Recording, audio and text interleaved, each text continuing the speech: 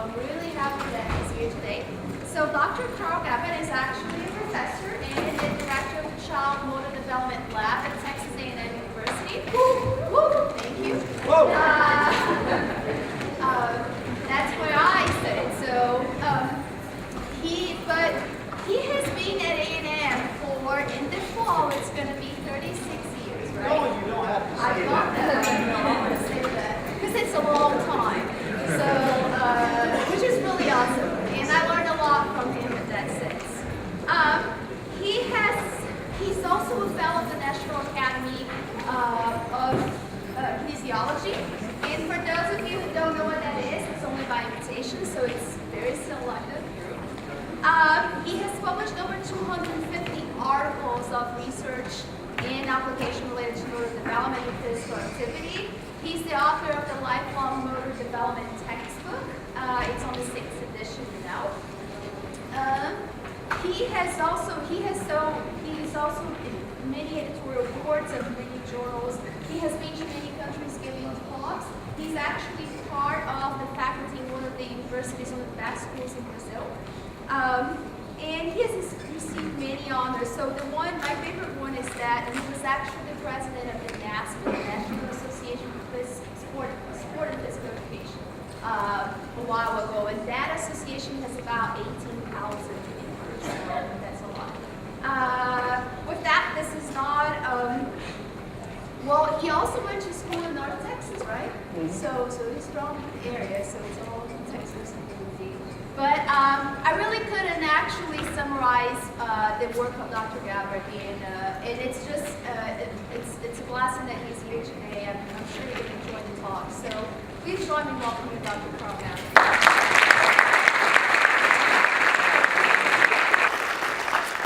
Thank you very much. Can you hear me in the back okay? Wow, am I impressed.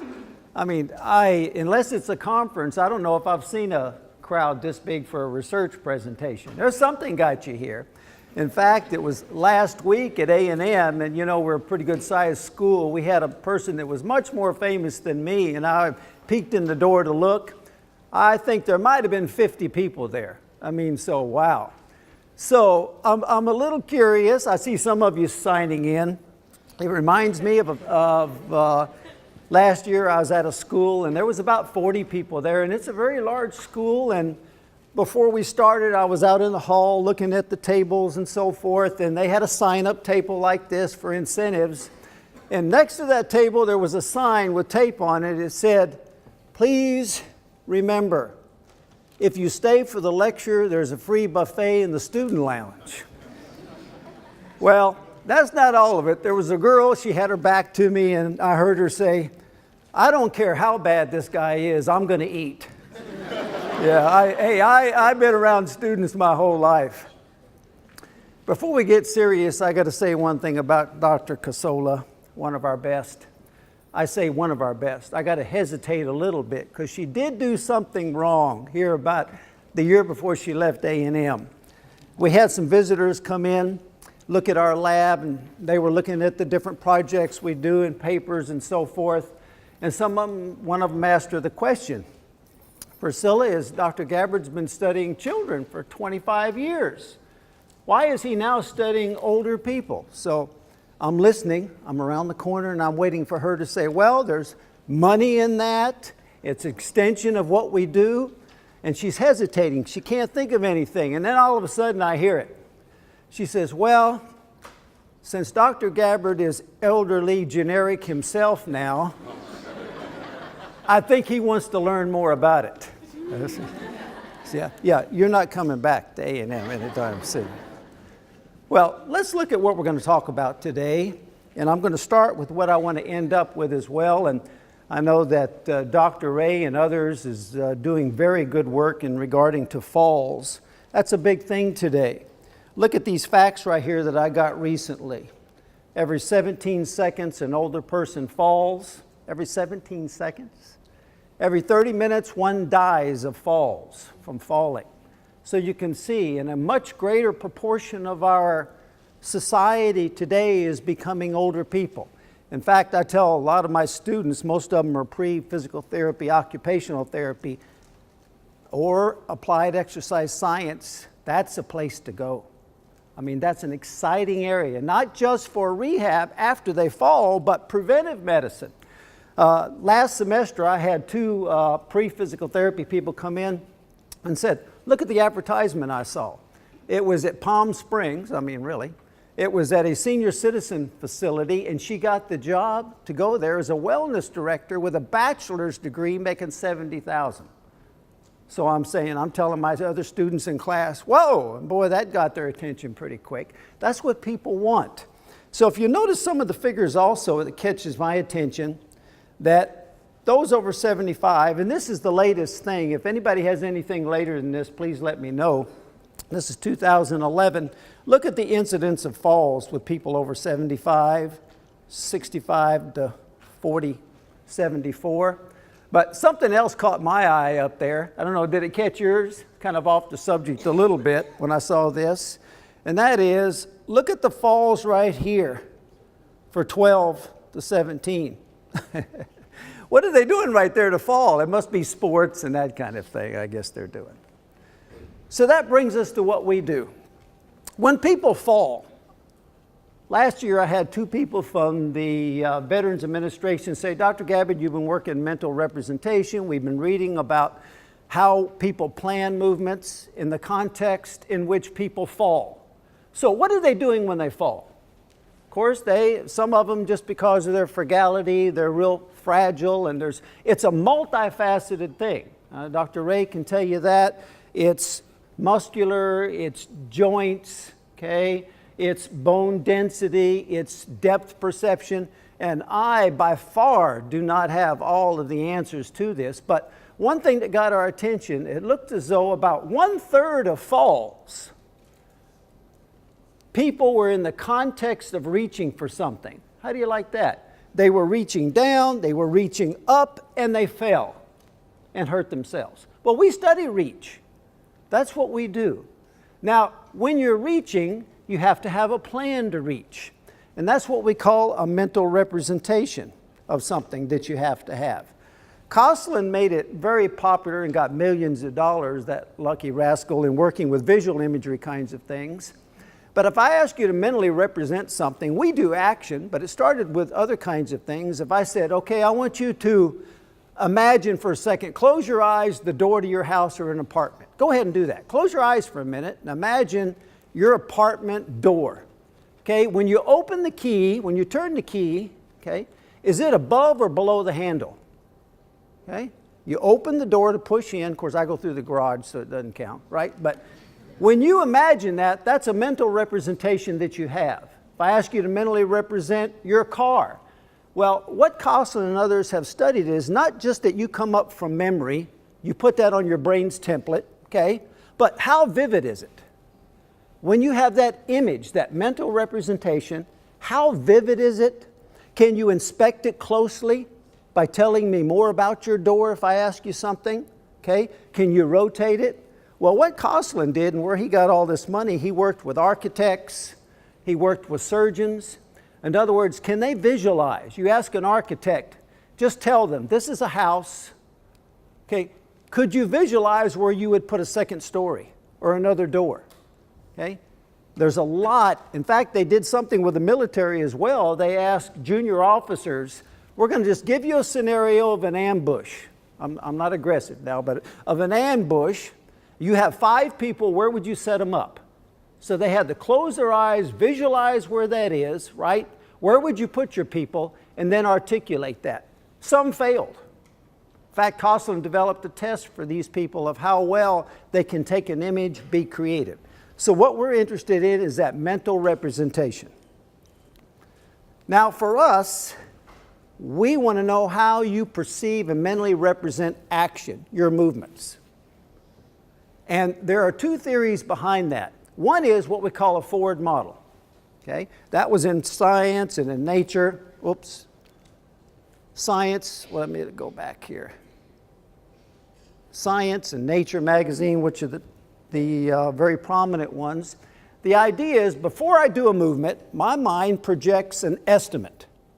I go outside, there's a puddle, I'm going to jump over that puddle. My mind has already represented that action ahead of me. Same thing, you just watched the Olympics, didn't you, the skiers? Well, their plan is ahead of it. How good is that plan, and how does it match what you want to do, and what are the consequences? That's called a feed-forward internal model. So I walk up, there's a puddle right there. I'm going to estimate, can I jump over it? Okay. Do I need to go around it? I already have a plan. That's a forward model. Just think when you're driving, you're on your bike. Let's say that you're going to jump over this puddle, you're going to use that. What you want to know, your mind needs to estimate, what are the consequences if I don't? And that's what's good about a feed-forward model. Now, as opposed to that, we have feedback model, right? I get feedback. But that's when I make a mistake or I'm off course, I put myself back on. So what we want to study is the idea of how well people can perceive it. We do it via motor imagery. Okay? A mental representation of how you see yourself or feel yourself doing a movement. If you have to reach for something, or you're going to over or underestimate, okay? Whether it has to do with speed when you're driving, whatever that is. So motor imagery gives us a window into the internal model. It's a dynamic state. Instead of just feeling, like sports psychologists a lot of times tell us, it is not just seeing but feeling. Okay? And I'll present that as well. So what's good about the forward model is the idea of predicting consequences. That's why we try to come up with paradigms where if people, what are you going to do if you reach? You're going to over or underestimate like an older person. Well, you and I could use feedback. If I overestimate something, I could probably, because of the stability of my body, I could probably catch myself, right? And I could make an adjustment. An older person is not as likely to do that. Okay? A lot of times when you're doing in sports, if you throw something or kick something, what are the consequences? Same thing when you drive a car. So that's the most outstanding thing that we see about the forward model. Now, why is motor imagery very prominent today? There's probably been thousands of articles. One thing is, if you look at brain imaging while people with functional MRI or other kinds of techniques, if you look at that while people are imaging, I want you to imaging jumping something or moving just like this person is right here, walking across that. Not moving, but you're imagining you're walking back and forth right there. Brain imaging shows that those same networks that you use when you actually do a movement are activated. They're overlapping. When you imagine something, the only difference is it shuts off at the cord so you don't have any action. So you could see why that's so important for things like rehab, etc., because it'll keep those neural pathways somewhat healthy. When people have a stroke, people have Parkinson's or other kinds of things that you would see. So we have the network correlation. Also, it shows that there's a high relationship between virtual and real movements. I don't care if it's with stroke, right hand, left hand. If I perform in a time task, and I'm going to show you some of these in a second, asking people to imagine going through a maze with their hand, I do the time it takes you to do it. Okay? Then I actually have you to do it, or come back the next day and actually to do it. I want to match the time you imagined and the time you actually did it. How close is it? How close is your mind's simulation to what you want to do? The closer the better, right? Because typically we would say you're matching a very good plan there. Well, there is a high correlation between those two. In fact, you would probably imagine things better with your right hand. If you're right-handed, if you had a stroke, it would be less imaginative on the stroke side. Okay? Also, it follows what we call Fitts' law. Some of you in motor learning development have probably heard of that. As the task gets more difficult, it takes me more time, right? Okay? In other words, if I ask you to hit or move to small targets, it takes longer than it does to big targets, right? So when you imagine something, does that match? And the answer is it matches.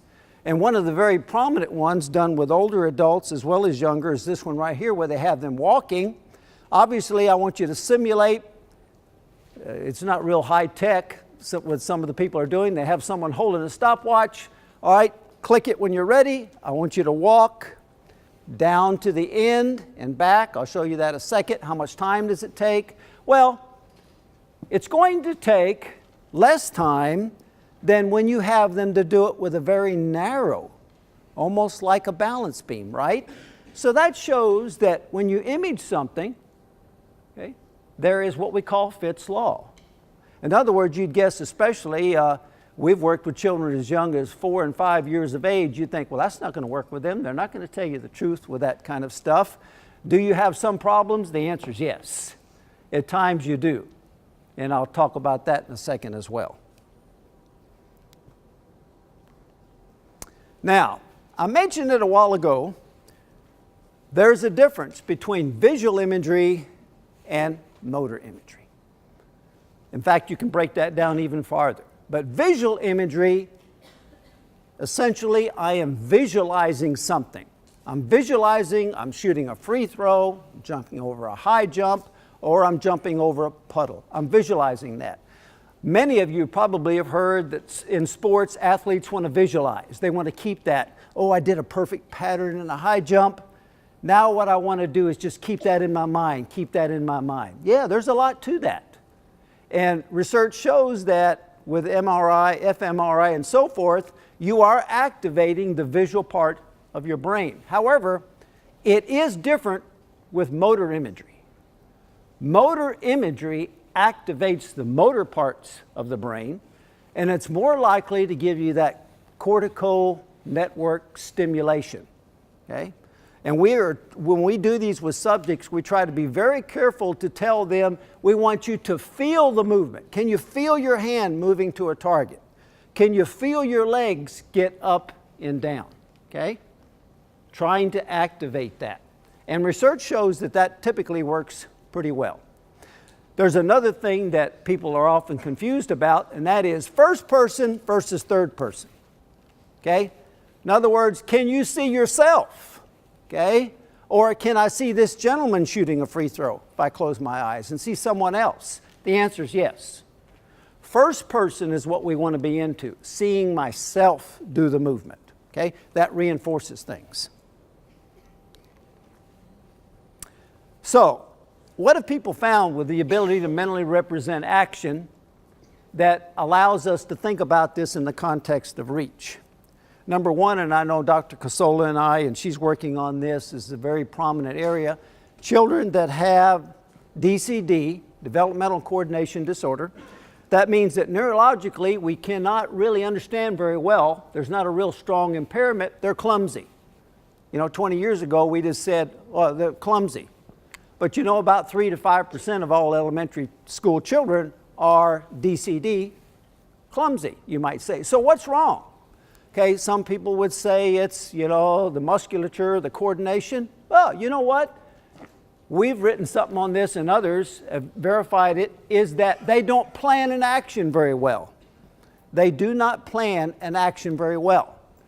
They cannot see in their model as clearly what they want to do. It doesn't match. Instead of feed forward, they have to have more feedback. Got it? They have to have more feedback rather than feed forward. So their planning is off. They notoriously overestimate. Children like to overestimate anyway. They overestimate more. Or in some contexts, they would underestimate at a much greater level. So that brings us to what we're going to talk about today, work with older persons, the elderly. A whole bunch of people, and certainly we're not the ones that have been more prominent in that area, have looked at the decline in one's ability to imagine what they want to do as they get older. After 64, that's not a good number, but after 64, okay, people have a hard time. And I'm going to show you some of the prominent research they've done and why we're kind of into this. First of all, we've used hand position. You might put a clock up there and say, okay, Can you visualize your hands? Which one would be the best position to do it in? Or people do distance. Also the time. We call this your chronometry. Is a the congruence between the time course of what you imagined and what you actually do. And I'm going to show you some of the paradigms. Okay? So ideally, what would you like to see? You'd like to see that my estimate of what I'm going to do to jump over something, I hope it's pretty close to what I can do. I've got to take into account my physical abilities, my capable abilities. How close does that match? Well, if you took mostly everything that we've done, and a lot of others with young children, in all three of those areas, distance, position, and the time course, you'd find that typically it's about there. Not as close, the correlation. They're either way over or way under, okay? But look at you guys. Don't you feel like that, okay? I told my class that you're at peak. Don't you feel like you're at peak this morning? You know, I mean, you're at your very best. Well, usually, we do all these different paradigms, and you're pretty close. We'll give you something to imagine, bring you back in 2 days, and actually have you to do it. You're right on. Even if it's force, we ask you to judge how much force would you need, okay, to do something. Where would you put a hand to be the most efficient? Or the time course between the time it takes you to do something. You're pretty close, but look at this. So, here's the older group. So what are the implications for the older group? Okay? The implications are, if they're going to way overestimate or underestimate something, like I said, is there a greater potential to fall? Because they can't use feedback. Because of their frugality, right? They're fragile, muscularity, joint disease, they're going to fall. Okay? Visual perception, etc. So we want to work with some of that. So here's one that some people have done with older people here more recently. And what they've done, you can see some of these are pretty recent right here. Oops. Is that the timed up and go test. You might think of yourself doing that just a little bit, but what they have them to do is to sit down. Okay, they time you. They want you to go to a wall, turn around, and come back. They do that with Parkinson's, stroke people when they're recovering, etc. This is a very prominent. People have done that for years, the time up and go. They want to know, can they stand up? Then how well, mobility is a big thing with older people, turn around. Well, more recently though, they have added the dimension of mental representation. And that's the imagined timed up and go. The imagined time up and go. So how well does it match? The time it takes them and how long they think. Do they have an understanding of their capabilities?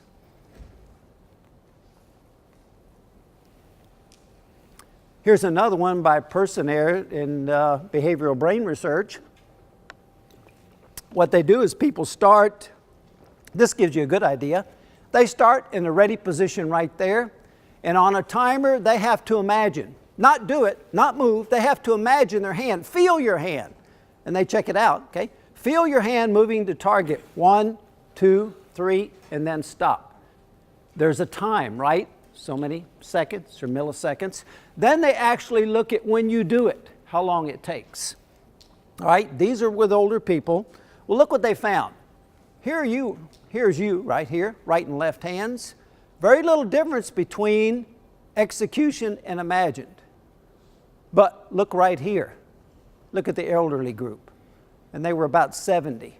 It doesn't match, okay? Their mental representation is less of what they plan to do and what they actually do, so they have to rely more on what? Feedback, okay? Now, here's one in which they actually did brain imaging. They had people to imagine, they'd put up different finger rotations that you had to do. So imagine with your thumb touching each one of these different digits, okay? Just imagine doing that. Then actually do it for time. Of course, with older people, fine motor control of the hands is a big deal. So I'd probably pick something more gross motor. It's not one of my studies, but this is a very, very prominent set of people right here, and they certainly know what they're doing. So they did this opposition. They did the same thing with chronometry, okay? So here's what it looks like. This might be interesting to you. is that, if you can see that pretty well, this right here is the correlation, right? These are the older people right up here. Not very good between, in other words, the closer to the line, folks, the better it looks. So it's highly coordinated in the young, but not the old. Look how scattered they are. That would be the difference of the points between their simulated and what they actually did. But look at the younger. Look at the 22-year-olds right here. It's pretty close. Now, what would you guess that the brain stuff looks like? Okay? I know it's hard to interpret what's going on up there, but typically what we see here, and I've kind of summarized it for you, that with the elderly, they showed more activation in the frontal areas. In other words, and I would expect that, that test was more cognitively demanding than it was for the younger group. That's not a revelation at all, right? Sure, it's more cognitive demanding. They have to think about it a little bit more. But here's the big deal, right? They over-recruited parietal, that's where images are, okay, and the occipital areas, vision, rather than the motor areas for the younger bunch. When they did this, they recruited more of the motor bunch group, cortical networks.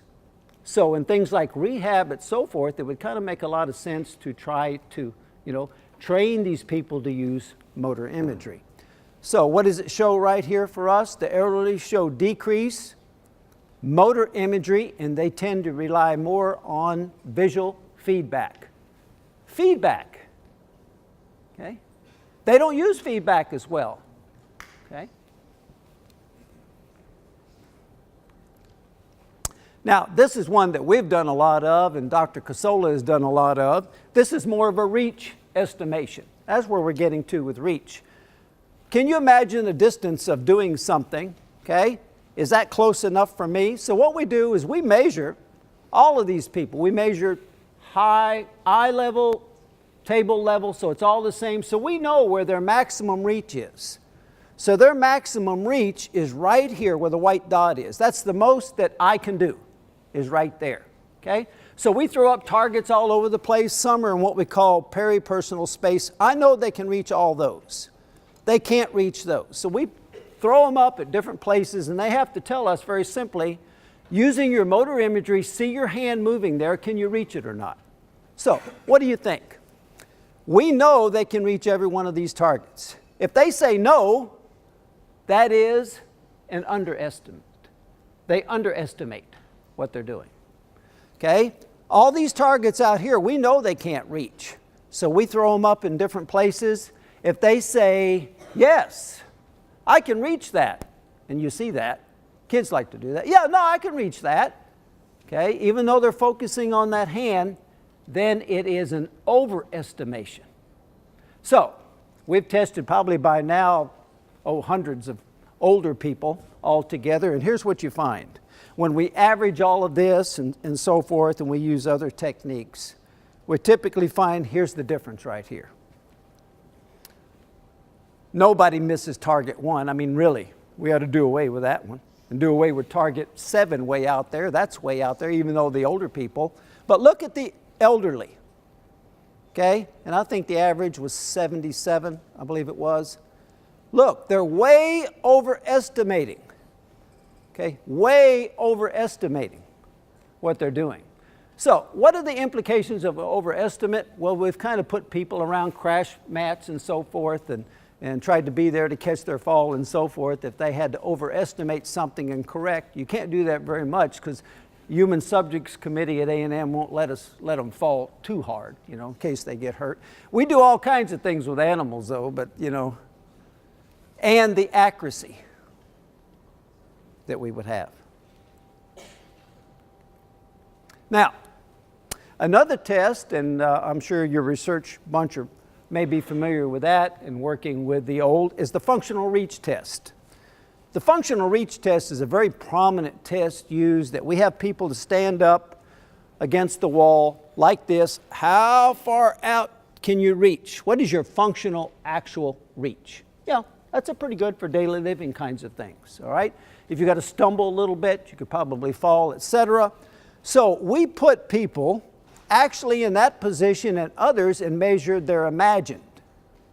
What they're imagined. Do you imagine that you can reach for that target on the side? So what do you think happened again? It's the same scenario, just about. As you would see, only the younger group had a significant relationship. The older group did not. Okay? Their actual functional reach and their imagined was way off. Now, we've done this in different scenarios.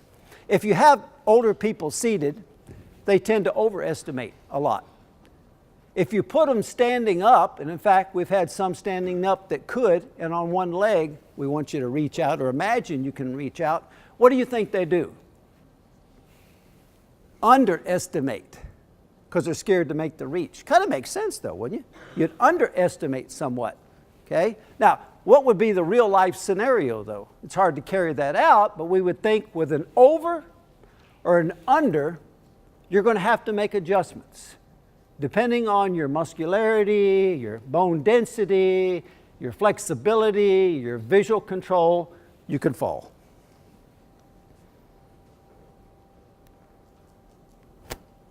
Now, in fact, Dr. Casola, I don't mind showing one of hers right here, she has had older people all the way up, over 76 and so forth, look at a tool. I thought that was kind of a neat idea. In other words, the idea is you take a child or I'll let you estimate your hand, okay, if you can reach, and then all of a sudden I put a tool in it or a racket in it. I put a tennis racket in it. Research tells us that your brain knows pretty quickly that the end of that racket is my peripersonal space. Yeah, your brain has neurons to do that. But how long does it take you to adjust?